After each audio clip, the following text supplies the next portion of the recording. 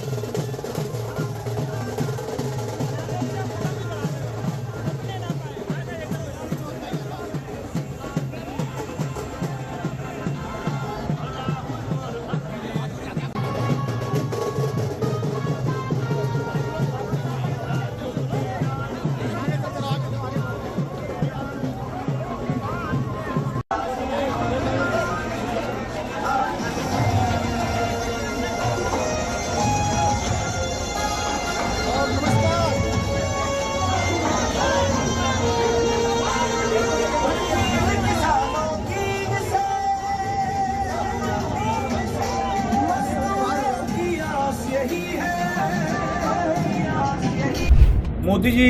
कन्याकुमारी जा रहे हैं 3 दिन के लिए, क्या कहेंगे इस पे? अच्छी बात है, कन्याकुमारी जा रहे हैं, बहुत अच्छा है। नहीं, अमित शाह कह रहे हैं कि इस बार जो है 400 पार 310 हो चुका है और इस चरण में 400 पार होगा, तो कैसे कह रहे हैं इतने कॉन्फिडेंस के साथ? मैं समझती हूँ कि जो पहले 80 में से 80 की बात कर रहे थे उत्तर प्रदेश में, अब 80 में से 80 तो नहीं कह पा रहे, कह रहे हैं नहीं कह पा रहे हैं, तो कहीं ना कहीं जो ये झूठ फैलाने का काम करते हैं, तो ये जो नारा है 400 पार का, ये भी उसी की कड़ी का ही एक हिस्सा है। नहीं, अब जो प्रधानमंत्री हैं वो लगातार कह रहे हैं कि अगला जो 5 वर्ष होगा उसमें बहुत कठिन निर्णय लिए जाएंगे, तो किस तरह का देख रहे हैं उनकी सरकार? 10 वर्ष गुजर चुके हैं, 1 दशक गुजर गया है, और जहाँ अमृतकाल की बात कर रहे थे, आज अगर हम देखेंगे गांव-गांव जाके, शहरों में कहीं पे भी जाएंगे, अगर हम किसी की भी व्यवस्था को देखेंगे, चाहे वो हमारा किसान हो, चाहे हमारे युवा हो, चाहे हमारी माताएं हो, चाहे मजदूर हो, चाहे व्यापारी हो,